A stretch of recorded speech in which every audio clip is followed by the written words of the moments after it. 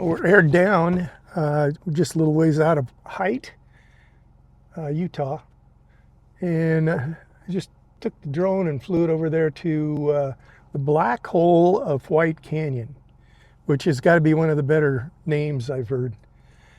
I can't see much of it from here, but it's out there. And if you didn't have a map, you wouldn't know it. Pretty deep canyon. I think we're going to see a lot of that. The red rock cliffs and these secondary canyons kind of in the valley, in the flat valley floor. Well, it looks flat, which is caused by two different capstones that arrest erosion at certain points. But hopefully we'll get a good chance to look at that more later.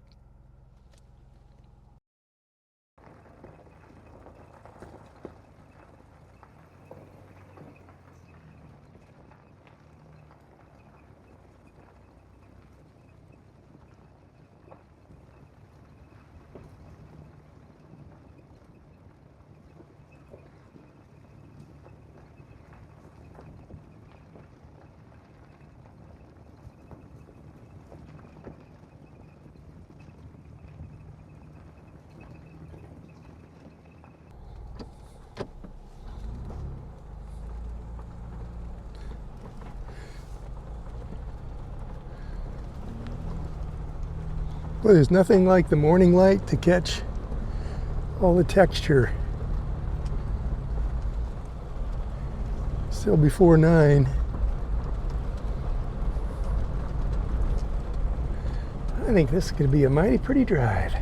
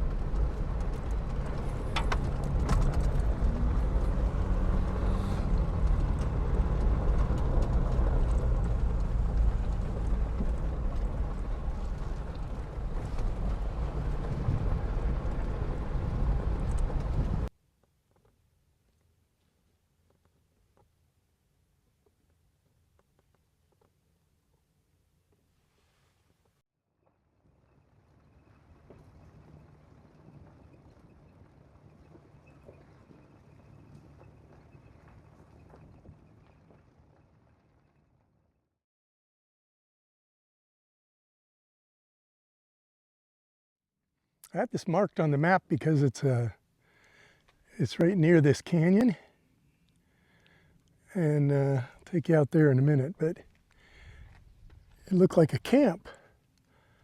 And sure enough, not only is there a cairn here, or a stack, as the Pope would say, but there's also a fire spot with some wood.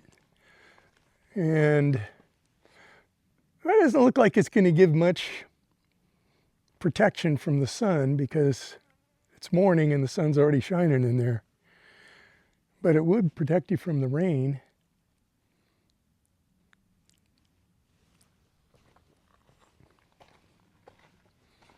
Were there ever natives in here? Could be. Looks like it's probably discoloration from water. It's lichen or just water coming down, not a fire.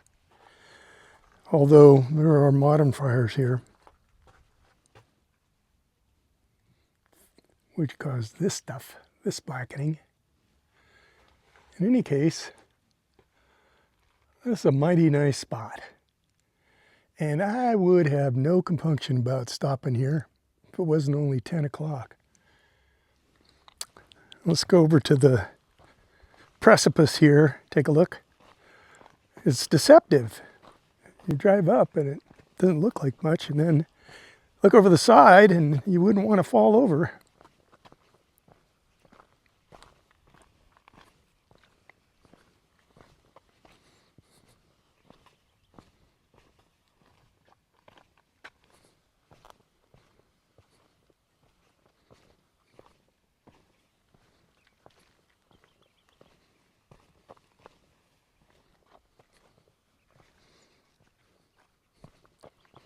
And I'm kind of a klutz, so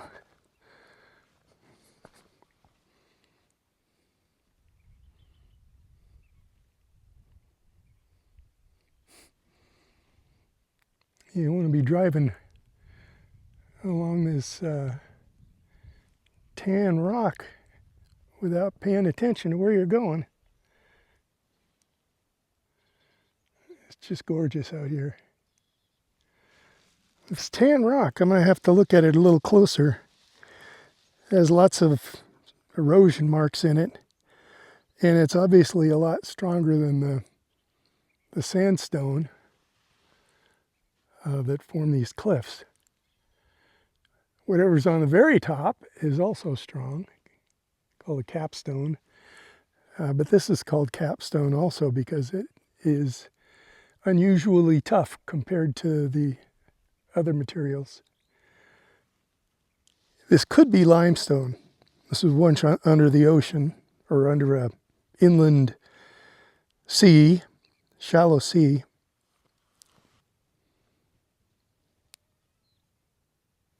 So this is an old pine tree. Crazy looking. Should have known from the bark. It smells so good. Tempted to grab some of that and bring it with me. We're in Fort Knocker Canyon Road.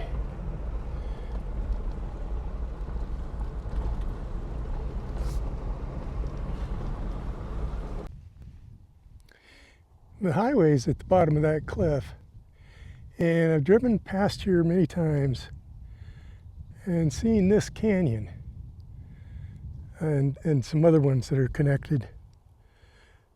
And I always wished I could get down and explore the canyon.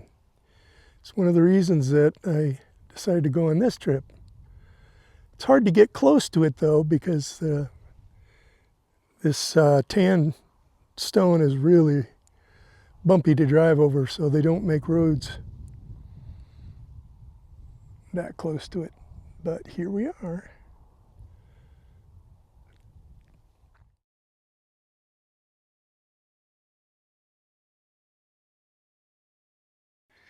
Well, I did quite a bit more exploring, and this is just too cool of a camp to lose out on, so I came back. It's a little steep here, so I had to put rocks under here. And I'm sure everybody's seen that kind of thing before.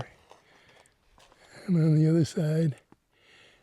But that makes me just about level. That'll do.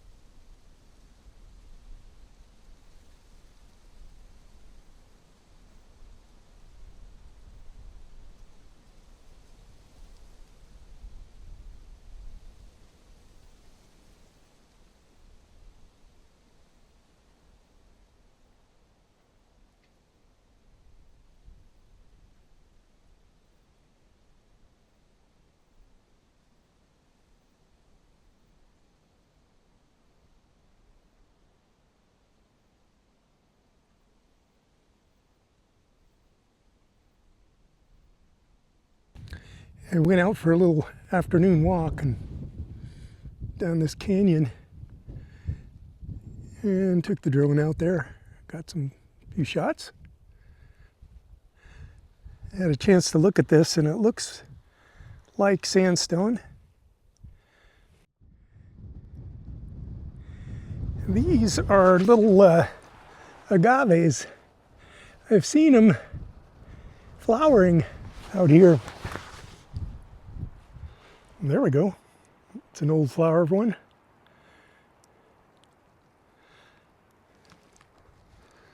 Just little tiny ones, no bigger than a hand. Small prickly pear too, as well as juniper and pinyon pines. And what is that? Is that mountain mahogany?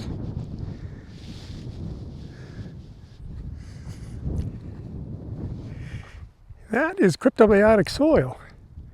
Bacteria growing sort of in a matrix of sand.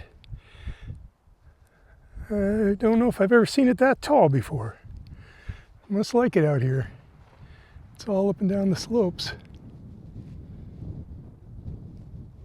Where there's sand anyway. There's the game trails out here through it. So you can walk out here without messing it up too bad. Takes a long while to grow back. So they say try and avoid blazing your own trail if possible. You know, I was just thinking about this cryptobiotic soil here, and these trails, game trails, or cattle, but the same thing happens with game. They obviously they crush down the cryptobiotic soil, but and the soil, the reason that they don't want you crushing it too much is because it takes a long time to grow back, and because it stabilizes the soil so that these other plants can grow on it. So you have a much better ecosystem if the soil is still growing and keeping the soil together. And the game trails don't hurt that much because the game naturally follow in a single path. So they're not tromping around willy-nilly. They go on the path that's of least resistance. So that's how I'll go.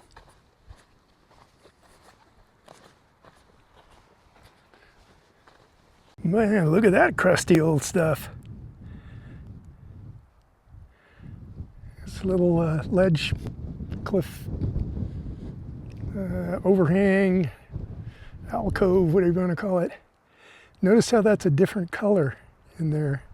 So something geologically was going on different.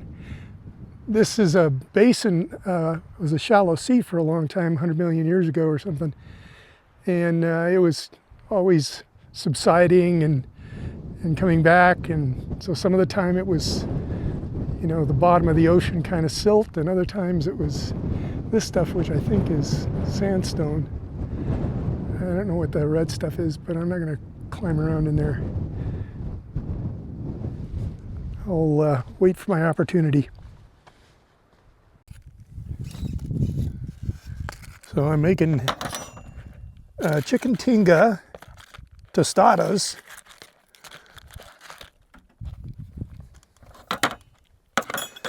Chicken tinga is shredded chicken in kind of a tomato-y chipotle, and then some typical Mexican spices, chili powder, Mexican oregano, and cumin. The filling I made at home, super easy, just warm it up in a pan, and then these, if you saw any of my earlier videos, are from the Hopkins boys. They make these grilled tortillas that are just incredible. You can just sit here and chew on them. They're crispy on the outside. You can make them so they're flexible, but I'm making them so they're pretty crispy, like a tostada. And I think everything's ready. I actually made this from one of those rotisserie chickens they have at the grocery store, which, I don't know, in my book, they're pretty darn good. It's hard to beat those. So I just deboned it and put it into the rest of the spices, made it pretty quick. So, little cilantro maybe on top of there, just for vegetable. It is a vegetable, but I don't know if that really counts. And then, of course, I got some of this Pope's Blood smoked cayenne sauce that is to die for. But you have to have friends in high places, like you have to know the Pope. And I do, so I'll let you know how it is here. Oh my God. That hot sauce is what makes it, even though it's got chipotle in it, there's nothing like that smoky hot sauce. So, thanks. Buenos the First Pope of Winder. Delicious.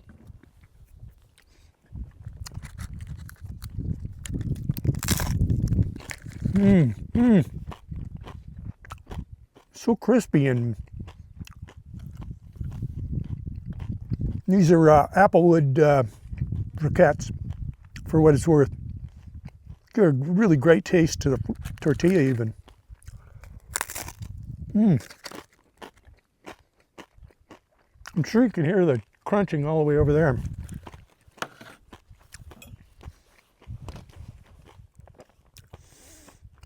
So I was thinking about why do I come out here? I suppose everybody has this feeling of wanting to see what's over the next hill. You know, you drive down the highway and you're trying to go to some destination, and you see all these places next to the highway, and you wonder, well, what's out there? And occasionally you'll see a dirt road, and you know, most of my life, that's what I did, drive between destinations on the highway. And you kind of collect up all of these places that you want to, you know, just get off and like go over the next hill and see what's there. And then if you do things like, you know, do a little bit of study on botany, what the different plants are out here, if you're curious about ecosystems, if you learn a little bit of geology, I mean, you can look out here over these cliffs, and you know something like how sandstone is formed, how limestone is formed, and you know that the place we're going through used to be this inland sea, shallow sea, and you can see the history out there. From 100 million years ago down at the bottom, all the way to just a few million years ago at the top. You can see where this inland sea was formed, where it retreated, where it came back, and when it finally kept pushing it up until it started eroding. It just, not only is there the fun part of seeing what's over the next hill and seeing how beautiful it is, which, by the way, you can't catch it on video. I'm sure everyone has experienced that frustration. Pictures and video don't do it justice. You have to just put yourself out there. You have to be out in it and experience it. It's just too big for any other kind of experience. But anyway, as I was saying, there's so much to look at that tells a story. And things that you may have studied and learned suddenly become real, and you even can discover things. Like earlier, I went on this walk and discovered that the game trails don't really do as much damage to the cryptobiotic soil as humans would. Anyway, I'm waxing into a rant, so maybe it's time to turn the camera off. Hope you're having a good dinner. I sure am.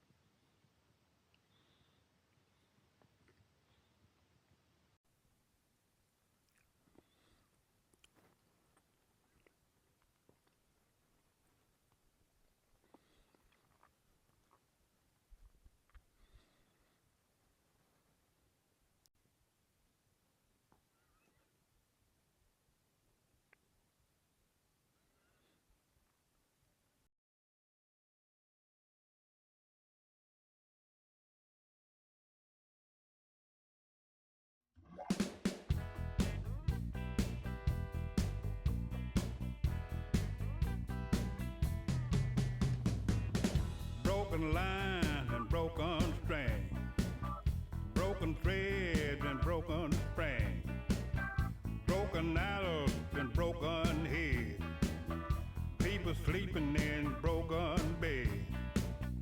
Ain't no use of jiving, ain't no use of joking. Everything is broken. Broken bottles and broken plates, broken switches and broken gates, broken dishes and broken pots, streets of fear with broken hearts, broken words never meant to be spoken. Everything is broken.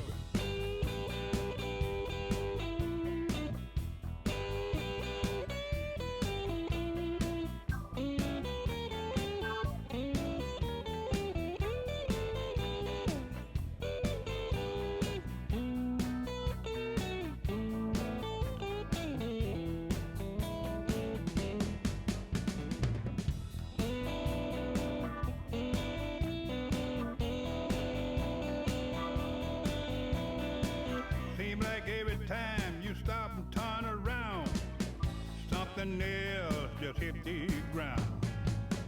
Broken cutters and broken saws, broken buckles and broken laws, broken bodies, broken bones, broken boys, broken bones.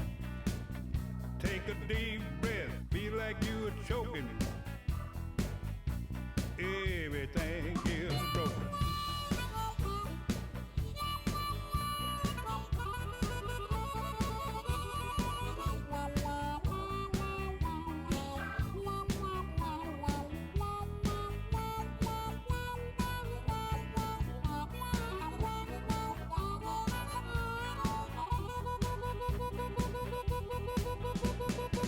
Every time you leave and go off someplace, things fall to pieces in my face. Broken hands on broken plow, broken threads and broken bow, broken pipe, broken tools, people bending broken rules, hound dog howling, bullfrog croaking. This was a dirt highway until we got to the cattle watering station. And then it turns to this.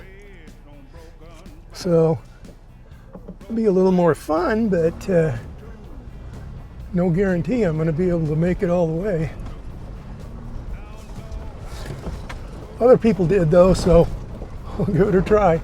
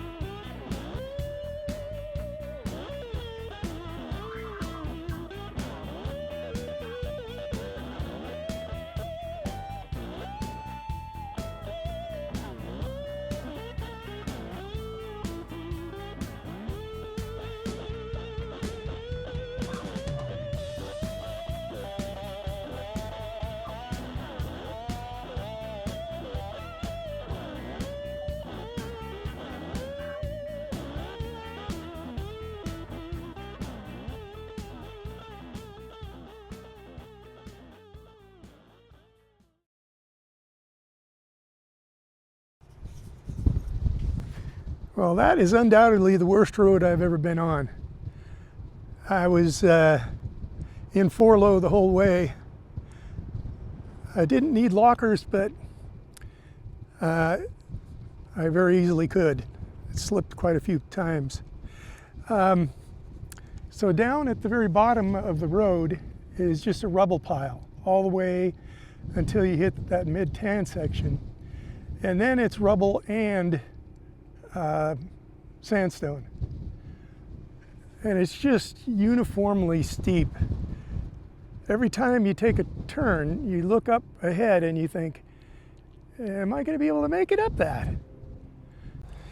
Oh, that's more like it.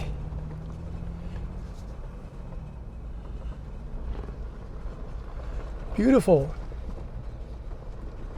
Beautiful views. Good road. I'm happy. Now if the sun will just come out, be perfect.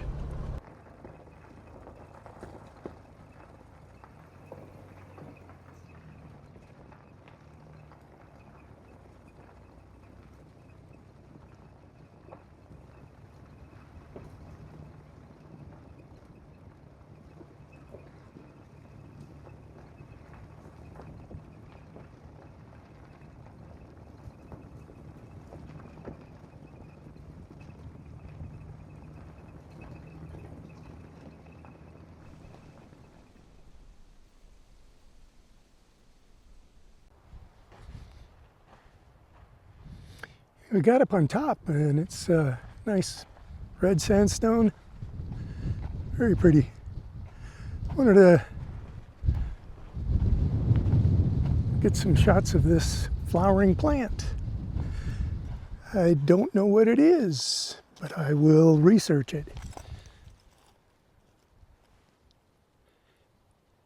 Some little bugs in there, getting in there, doing their job. Nice. We're up at about 5,500 feet, so slightly different ecosystem here.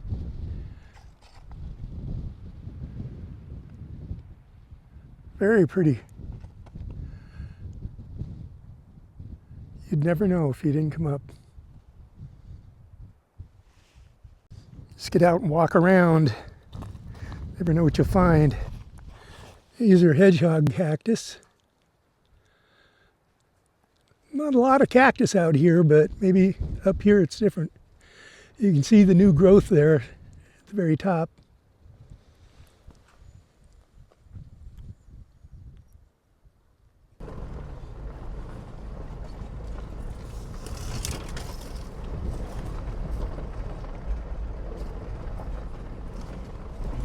A lot of these flat spots here on this road make great camp spots, nice views.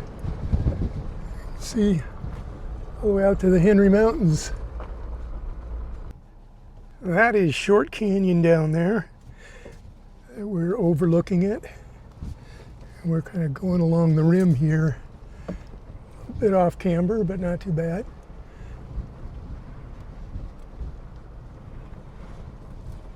Probably right up above that cave that I took the drone into. This is just gorgeous up here.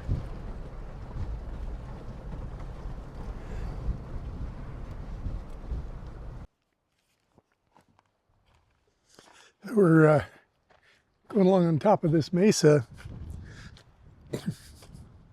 and notice this alongside the road. It's set up almost like a display. Look at those ripples. That means it was wave action that was forming. So that means that sandstone, the kind of thing that turns into limestone, is usually way at the bottom of an ocean. So we wouldn't see ripple patterns on it like that as much. And that's the underside, probably split there. Imagine that being the sea out here. Here we are at 5,500 feet. And now it's this beautiful desert, arid area.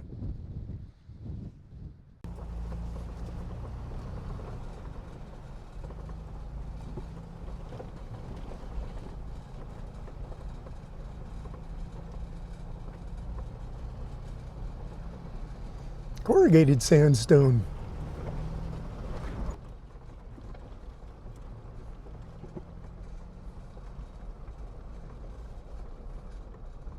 Quite the views out here.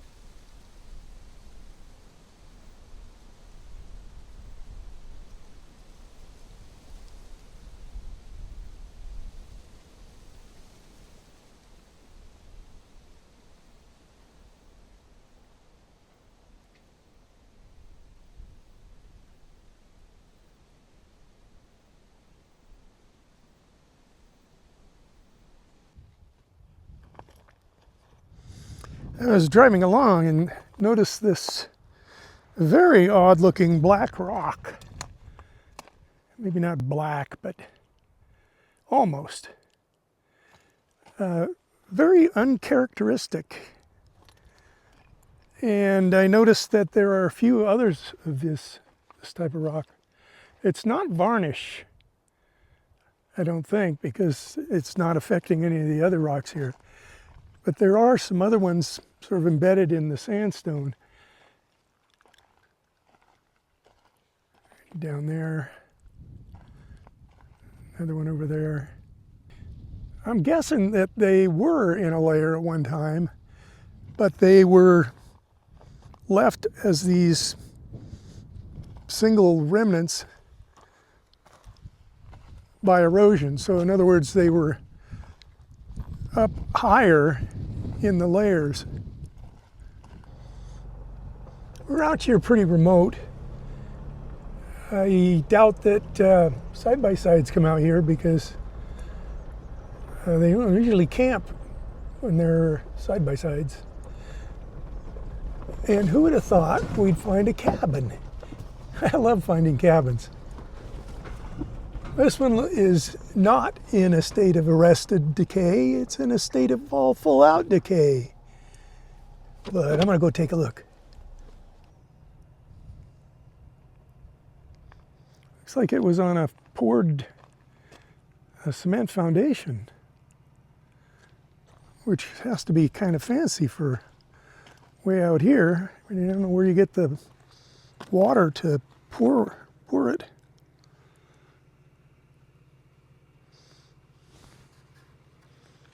I'm gonna be pretty careful of this stuff. Plaster. These floors might be a little iffy. They feel okay.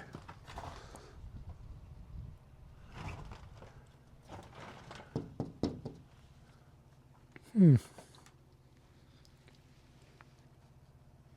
can see the stars, I guess, if you're sleeping in here at night. I can't imagine having this many rooms.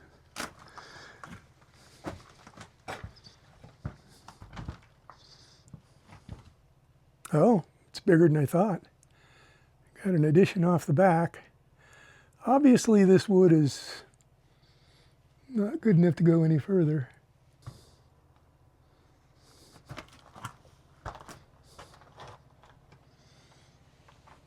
Quite the view.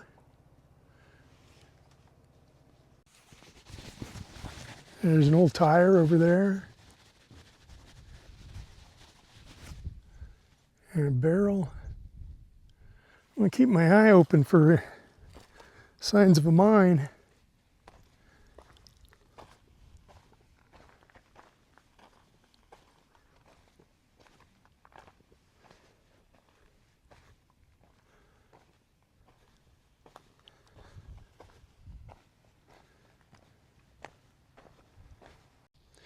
That light colored sandstone out there is the Black Canyon wilderness area, aptly named.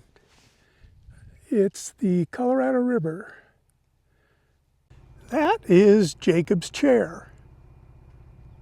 And it does kind of look like a chair. We're going to go right by that on our way out tomorrow. Or the next day. One of these days.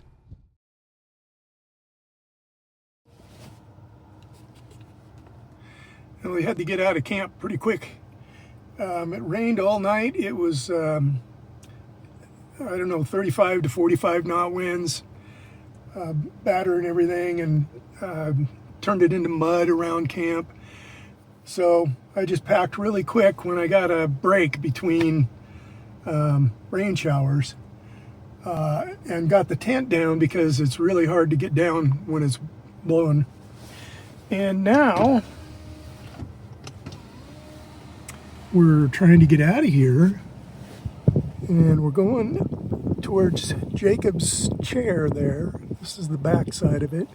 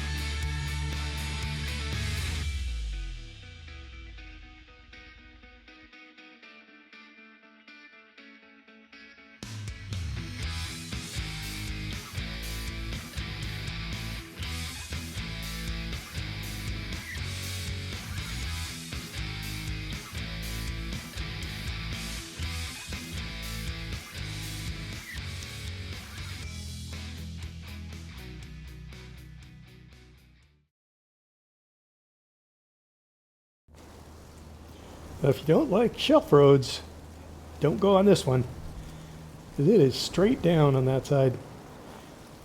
They graded it pretty well, and though it is kind of narrow in places, it's not bad. Now, it made me think, though, of the people that used to come up here to do mining in Model Ts. And sure enough, here's mine somebody tried to start. I'm trying to look at the rocks here to see what they were looking for, but it's not obvious. And they didn't find it here.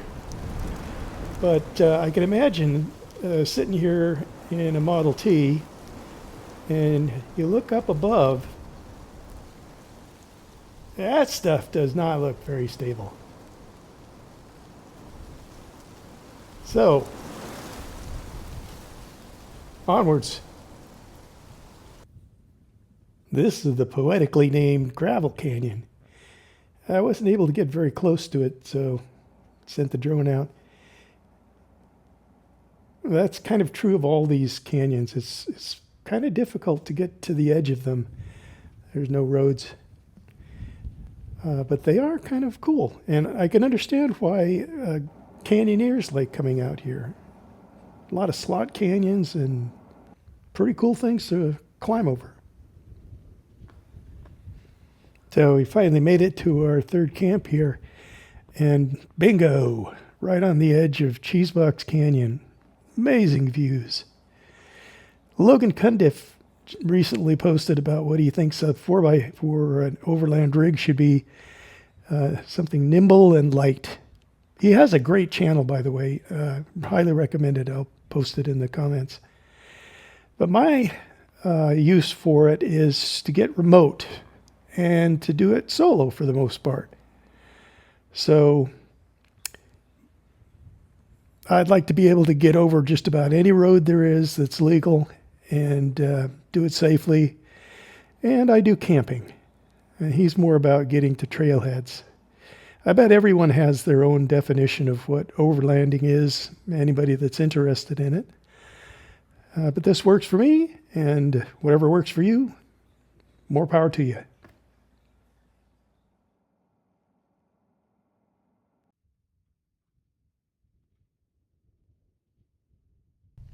It's my beautiful mess.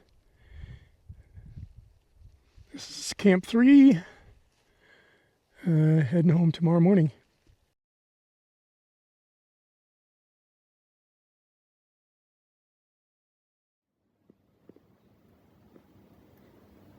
And you got the stacks over here.